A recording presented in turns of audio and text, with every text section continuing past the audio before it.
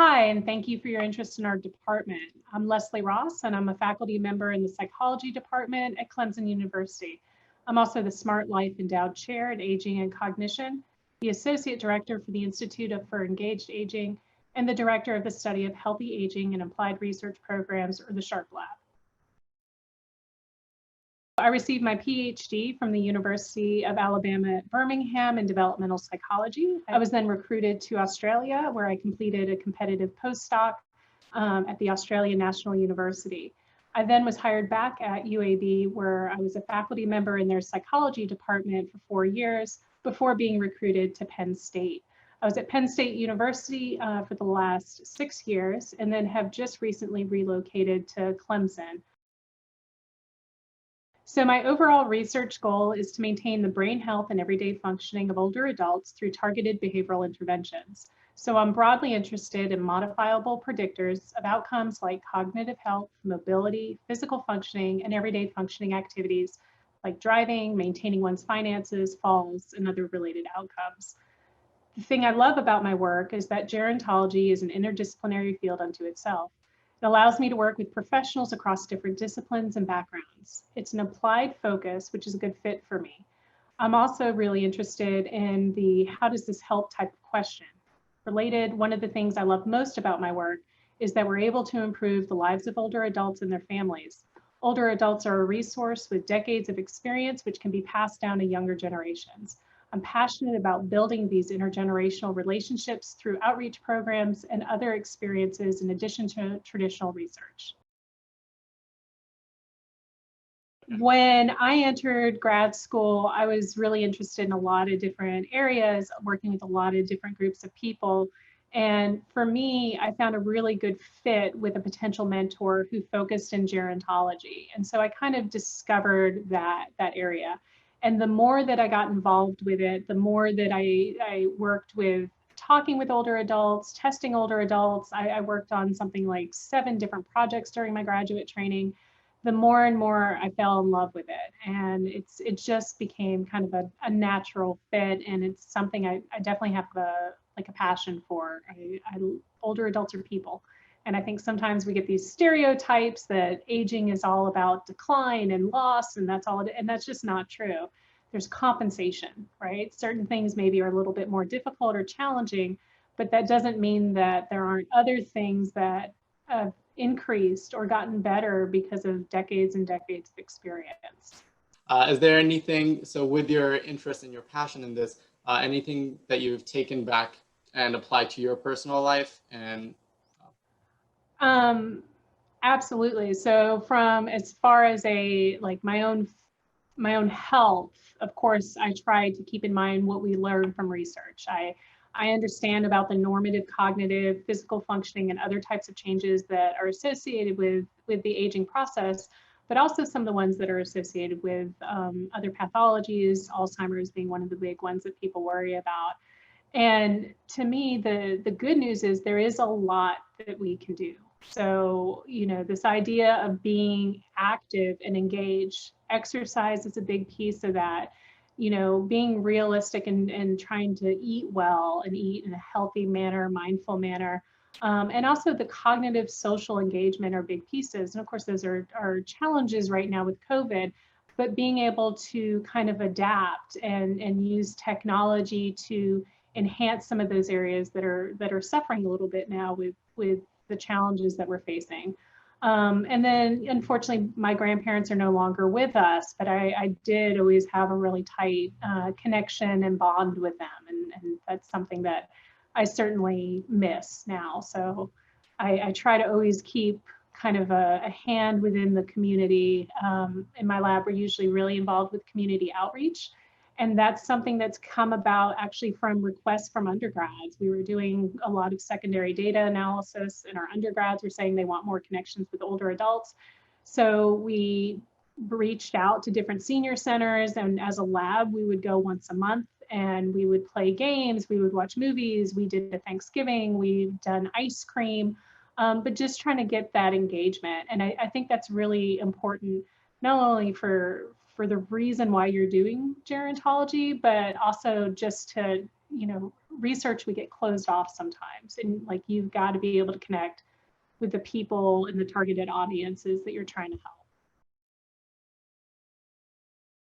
We're working on a lot of different projects right now. We have students examining how different licensing and other alternative driving options impact older adult safety and mobility. We're looking at how older adults' knowledge and perceptions of exergaming, and if such perceptions change after playing some of these games. We have studies looking at how different types of cognitive training programs impact driving safety across the decade. We're also collaborating with an industry partner to produce a systematic literature review and meta-analysis on the driving safety of older adults across the prior 10 years. In terms of data collection, we have 2 different NIA-funded projects focused on cognitive, lifestyle, biological, and health mechanisms underlying different types of cognitive training programs. We're using active and passive mobile technologies so that we can examine how daily changes in some of these measures impact the transfer of cognitive training programs to better brain health and everyday functioning.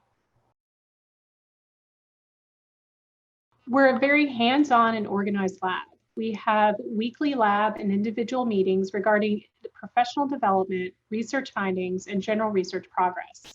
We work closely as a team on most projects, and my students are involved in everything from grant writing to data collection and dissemination.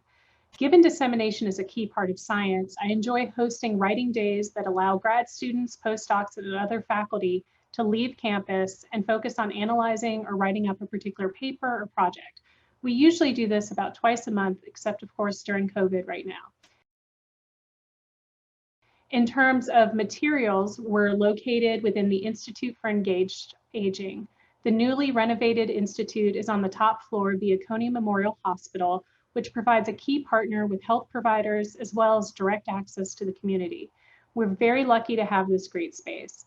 Graduate students and postdocs have access to office spaces and the normal equipment you need to do your work, such as computers.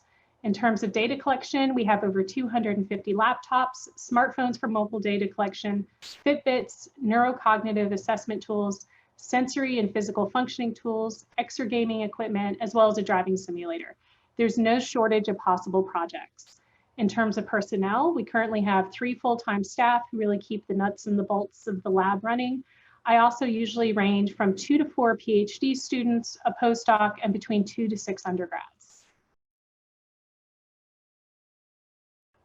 To me, advising and kind of workload expectations, all of those things really are individual to each student. It depends a lot on kind of where the student wants to go, what types of experiences they want. I would say if I had to make an average kind of expectation, my goal is that students are generally working on a paper with me or a different colleague, as well as kind of a first authored paper within a really structured format. Again, I think I'm very direct. We're very organized. We have a manual for the lab that will walk you in and say, on day 1, you need to do this, this, and this. On day 2, this, and this to get people set up. I usually like to have a peer mentor type of thing where I can partner one of my more senior students with one of the more junior students. I like my senior students to also help to mentor undergrads because I think that's an important experience for everyone. But I think one of the big parts of it is the clear communication. Again, everyone's really, really busy, and I try to have these different meetings set up so that we're always in close communication with the weekly lab meetings where we talk more about the kind of the science, the state of some of the projects, and then the regular individual meetings where we can discuss other things that maybe aren't appropriate for a group setting. I'm looking for students that have a drive and dedication to learn and conduct good quality research. Clear communication and flexibility are key traits to a successful mentee-mentor relationship as well. I like to keep a balance in the lab across different research interests so that we can maintain our research diversity under a larger umbrella of methods for successful aging. I find the lab works best when we have a mix of individuals with different strengths. We work very collaboratively, so it's important that the student likes to receive and provide feedback across different projects. We are also usually involved in community outreach activities like volunteering at local senior centers, providing community lectures, and other activities. So I enjoy having students who are open to these more applied activities as well. I've had students go into academia, clinical positions, as well as industry. One of my current students is focused on working for the government. I don't really push any particular career. It's completely a personal choice, and everyone needs to make it in balance with other priorities for themselves, their lifestyle, and their family. I truly believe there is not one best career. All have different pros and cons, and in the end, it's just a personal decision. My job is to help people get there. I think the hands-on piece is part of what helps with that, as well as the focus on the clear communication. So for instance, if one of my students says that they really have no interest in academia and they want to go to industry or they want to go into government, then I know for that person, we need to focus on finding potential internships where they can shadow some of these kinds of activities. I tend to steer them a little bit more towards conferences that are going to let them meet the people that will make those kinds of decisions. We might focus some of their skills and their training more in key things that those particular jobs are looking for.